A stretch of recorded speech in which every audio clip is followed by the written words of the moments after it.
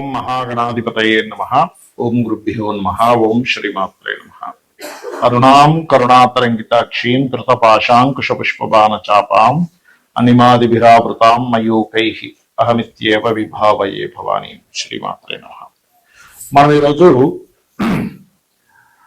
Investments అసలు ఏ లగ్నం వాళ్ళు లేదా ఏ రాశి వారు ఒక ఇన్వెస్ట్మెంట్ చేయాలి అంటే ఎలా ఉంటుంది, అంటే ఎలా చేస్తే మంచిది, ఎప్పుడు చేస్తే మంచిది అనేటువంటిది. ఎందుకంటే మనం ఇంకా సంపాదించుకున్న తర్వాత ఇన్వెస్ట్మెంట్స్ అనేటువంటివి మనం సరిగ్గా చేయకపోతే, అంటే సరైన సమయంలో చేయకపోతే, ఒక ఉదాహరణకి ఒక 10 సంవత్సరాల్లో ఒక వ్యక్తి 50 లక్షలు ఎంతో మనకి దాచుకున్నాడు. దాన్ని తీసుకెళ్లి భూమి మీద పెట్టాడు. అది కబ్జా అయింది అనుకోండి, పరిస్థితి ఏంటి? అలాగే బంగారం మీద పెట్టాడు, లేకపోతే ఇంకో దాని మీద ఇన్వెస్ట్ చేశాడు, షేర్స్ లో ఇన్వెస్ట్మెంట్ చేశాడు. అసలు అది ఎలా చూసుకోవాలి, ఏ లగ్నం వాళ్ళకి ఎలా చూసుకోవాలి అనేటువంటి విషయాన్ని మనం తెలుసుకుందాం. ముందుగా మేష లగ్నంలో కానీ మేష రాశిలో కానీ జన్మించారు అంటే మొట్టమొదటిగా మనం చూడాల్సిన ఇన్వెస్ట్మెంట్ స్థానం ఏంటి. ఉదాహరణకి మేషంలో పుట్టారు. మేషంలో పుడితే 12వ స్థానం ఇది ఇన్వెస్ట్మెంట్ స్థానం. అంటే గురువు కారకుడు అవుతున్నాడు. ఎవరికైనా సరే గురువు గనక ఇన్వెస్ట్మెంట్ కారకుడు అయితే వాళ్ళకి మనం ఎలా చెప్పాలంటే, కొంచెం గోల్డ్ మీద, గురువు కానీ రవి కానీ కనెక్టివిటీ అయితే గోల్డ్ మీద, ముఖ్యంగా వాళ్ళకి గోల్డ్ మీద ఇన్వెస్ట్మెంట్ చేసుకోవడం అనేటువంటిది మంచిది. అయితే ఇక్కడ మనం అర్థం చేసుకోవాల్సింది ఏంటి, సరే మేషం వారికి గోల్డ్ వచ్చింది అంటే రవి అయ్యాడు పంచమాధిపతి, 12వ అధిపతి గురువు అయ్యాడు. ఈ గురువు ఎంత బలంగా ఉన్నాడో చూసుకోవాలి. అలా కాకుండా గురువు కాకుండా ఇంకేదైనా, ఇప్పుడు 12వ స్థానంలో మంచిగా కుజుడు ఉన్నాడు, అప్పుడు మీరు కుజుడు పాడవకుండా ఉంటే మళ్ళీ ల్యాండ్ మీదకి వెళ్ళచ్చు. కానీ ఫస్ట్ ఆప్షన్ ఈజ్ గోల్డ్ మీదకి వెళ్ళాలి. ఎందుకంటే ఈ గోల్డ్ మీదకి ఎప్పుడైతే 12వ అధిపతి గురువు అయ్యాడో, భాగ్యాధిపతి కూడా గురువు అయ్యి, ముఖ్యంగా ఈ లగ్నానికి శుభుడు రవి అయ్యాడో చూసుకోవాలి.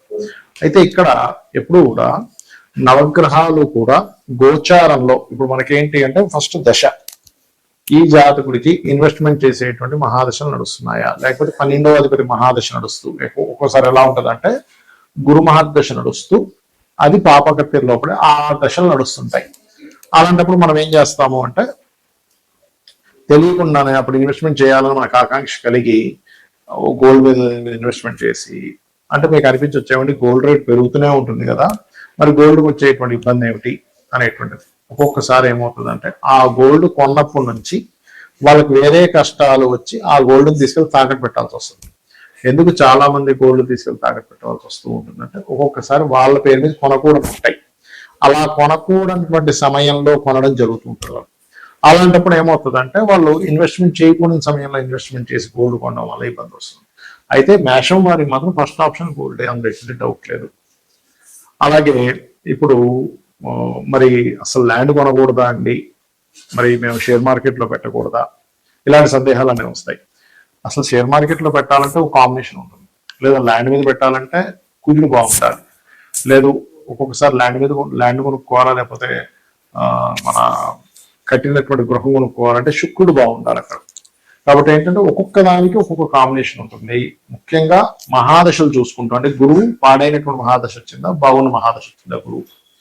అలాగే ఇన్వెస్ట్మెంట్స్కి ఎంతసేపు గురువే రావాల్సిన అవసరం లేదు. మేషం వారికి చంద్రుడు వచ్చినా ఇన్వెస్ట్మెంట్ చేసుకోవచ్చు, కుజుడు వచ్చినా ఇన్వెస్ట్మెంట్ చేసుకోవచ్చు అంతర్దశలో. అయితే ఈ మూడిట్లో, అంటే చంద్రుడు, కుజుడు, గురువు, ఈ మూడిట్లో ఏ మహాదశానాథుడు బాగున్నాడు, లేదా అంతర్దశానాథుడు, ఈ మూడిట్లో ఎవరు బాగున్నారు, అంతర్దశ వచ్చినప్పుడు అప్పుడు గోచారం ఎలా ఉంది అంటే, వీళ్ళ 12వ స్థానాధిపతి అయినటువంటి గురువు, చతుర్థాధిపతి అయిన చంద్రుడు, అష్టమాధిపతి లగ్నాష్టమాధిపతి అయిన కుజుడు యొక్క అంతర్దశల్లో ఎప్పుడు గోచారం బాగుందో చూసుకొని కనుక మీరు కొనుక్కున్నట్లయితే ఖచ్చితంగా బాగుంటుంది, అందులో ఎటువంటి సందేహం లేదు. అయితే ఇక్కడ మీరు అర్థం చేసుకోవాల్సింది ఏంటంటే, ప్రతి జాతకుడికి ఇన్వెస్ట్మెంట్ అనుకోండి, లేకపోతే వివాహ సమయం అనుకోండి, విదేశాలకు వెళ్ళడం అనుకోండి, లేనట్లయితే ఆ వ్యక్తి ఇంకేదైనా బిజినెస్ స్టార్ట్ చేయడం అనుకోండి, అవన్నీ పర్టికులర్ భావానికి ఆ మహాదశలు, ఆ అంతర్దశలు వాళ్ళ పేరు మీద చేస్తే బాగుంటుందో లేదా అని చెక్ చేసుకోవాలి. ఎలాగా అంటే, ఉదాహరణకి ఇప్పుడు మేషలగ్నమే అనుకుందాం, అంటే రఫ్గా అందరికీ అర్థం అవుతుందని చెప్తున్నాను. ఇలాగా ఈ మేషలగ్నానికి సప్తమం బాగున్నటువంటి మహాదశలు, సప్తమం మీద ఎటువంటి పాపగ్రహ దశలు లేవు. ఇప్పుడు చాలా మంది చూడండి, మంచి సంబంధం అండి, చాలా మంచి సంబంధం, ఫ్యామిలీ, ముహూర్తం కూడా చాలా మంచి ముహూర్తం, ఆడ చాలా పెళ్లిళ్ళు అయ్యాయి, మేము అదే ముహూర్తం చేసాం, కానీ వివాహ జీవితం బాగాలేదంటారు. ఎందుకంటే కారణం సప్తమం యాక్టివ్ అయ్యేటువంటి టైంలో వీళ్ళు వివాహం చేయరు, డియాక్టివ్ గా ఉన్నప్పుడు వివాహం చేస్తారు.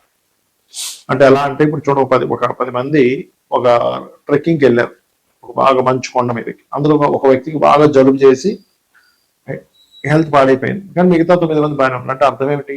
ఆ వ్యక్తి ఆ యొక్క చలికి తట్టుకునే శక్తి లేదు, ఆ పర్టికులర్ టైంలో హెల్త్ బాగాలేదు. అలాగే మనం ఏదైనా సరే ఇన్వెస్ట్మెంట్స్ అనే కాదు, ఒక వివాహం, ఎందుకంటే ఇవన్నీ మేజర్ థింగ్స్, ఇవన్నీ కూడా వివాహం చాలా పెద్ద టర్నింగ్ పాయింట్ లైఫ్ లో. ఇలా పెద్ద టర్నింగ్ పాయింట్స్ ఉండేవి అనేటువంటిది మొదటిది వివాహం. ఈ వివాహ సమయం కరెక్ట్ ఉందో లేదో చెక్ చేసుకోవాలి. నెక్స్ట్ ఇన్వెస్ట్మెంట్స్, అంటే 12వ అధిపతి ఎలా ఉన్నాడు. ఒక్కొక్కసారి మీ యొక్క జన్మజాతకాల్లో గనక 12వ స్థానాధిపతి పాడైతే అప్పుడు చేయవలసింది ఏమిటి అంటే పర్టికులర్ గా ఆ 12వ అధిపతి ఎలా ఉన్నాడో చూసుకోవాలి. అంటే చూసుకొని మీకు కనుక బాగాలేదు, అప్పుడు మీ జీవిత భాగస్వామి పేరు మీద లేకపోతే మీ పిల్లల పేరు మీద ఇన్వెస్ట్మెంట్ చేసుకోవాలి.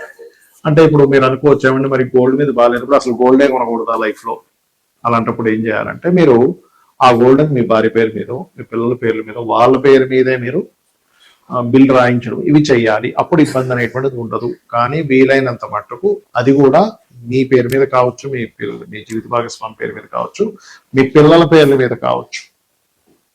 ఏం చేయాలి అంటే వెరీ క్లియర్లీ వాళ్ళకు కూడా సరైన దశలు నడుస్తున్నాయని చెక్ చేసుకోవాలి. ఇన్వెస్ట్మెంట్స్, మరి కొంతమంది విదేశాలకు వెళ్తుంటారు, చాలా మంది విదేశాలకు వెళ్ళి అక్కడ వాళ్ళకి సరైనటువంటి సదుపాయాలు మళ్ళీ వెనక్కి రావడం జరుగుతుంది. దానికి కారణం కూడా 12వ స్థానం. అంటే ఇన్వెస్ట్మెంట్స్, విదేశాలు, వివాహ జీవితం, ఇవన్నీ కూడా 12వ స్థానంలో ఉంటాయి, గుర్తుపెట్టుకోండి. అదేవిధంగా ఇంకొక విషయం ఏంటంటే ఇక్కడ కొంతమంది బిజినెస్లు ప్రారంభిస్తుంటారు. ఇక్కడ ఏంటంటే ఫస్ట్ మీరు చూసుకోవాల్సింది మీ లగ్నం నుంచి, అది ఏ లగ్నమైన, మేషం కానివ్వండి, మిథునం కానివ్వండి, సింహం కానివ్వండి, ఏ లగ్నమైన నీ లగ్నం గుర్తుపెట్టుకోండి.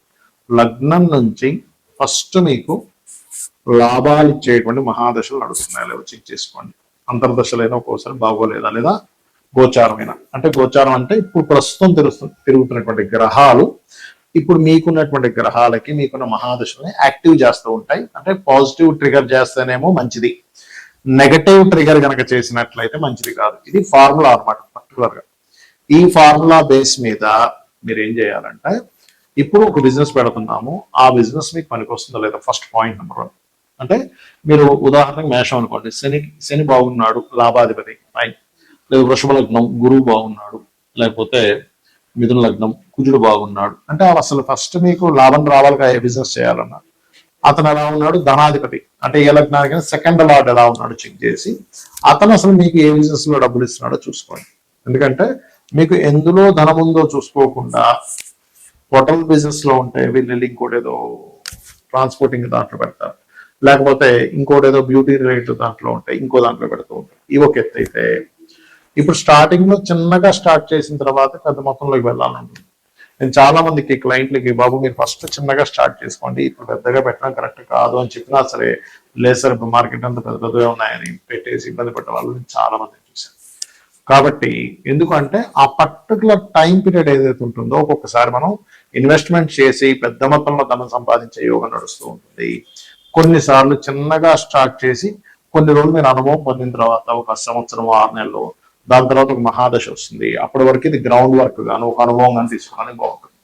అది చాలా మంది చెప్తే వినిపించుకోకుండా పెట్టేసి నష్టపోయిన వాళ్ళు చాలా మంది ఉన్నారు, ఆగి దాని తర్వాత లాభం పొందిన వాళ్ళు చాలా మంది ఉన్నారు. కాబట్టి ఏంటంటే ఎప్పుడు కూడా మీరు అర్థం చేసుకోవాల్సింది, ఎనీ ఇన్వెస్ట్మెంట్, అది గృహం మీద పెడుతున్నారా, లేకపోతే ఒక రీసెర్చ్ మీద పెడుతున్నారా, లేనట్లయితే ఒక భూమి మీద పెడుతున్నారా, గోల్డ్ మీద పెడుతున్నారా, లేకపోతే ఒక పంట పొలాలు ఏదైనా కొనుక్కొని అక్కడ ఏదైనా ఫార్మింగ్ ఏదైనా చేస్తున్నారా అన్నప్పుడు పర్టికులర్ గా మీకు 12వ స్థానాధిపతిని చూడండి. లేదంటే ఆల్రెడీ ఇన్వెస్ట్మెంట్ చేసేసాము, ఇప్పుడే మేము వీడియో చేసాం, తెలిసింది మీరేమో ఇది సరైనటువంటి ఇదిలో లేదని మాకు అర్థమవుతుంది, ఏం చేయాలి అన్నప్పుడు దానికి సంబంధించిన రెమెడీస్ చేయడము. లలితా సహస్రనామాల్లో మీకున్నటువంటి ఇన్వెస్ట్మెంట్స్ ఏవైనా సరే లాభసాటిగా రావాలి అంటే ఓం ఇంద్రగోప పరిక్షిప్త స్మరతౌనాభజంగికాయ నమః అనే మంత్రం కనుక చేస్తున్నట్లయితే ఖచ్చితంగా బాగుంటుంది.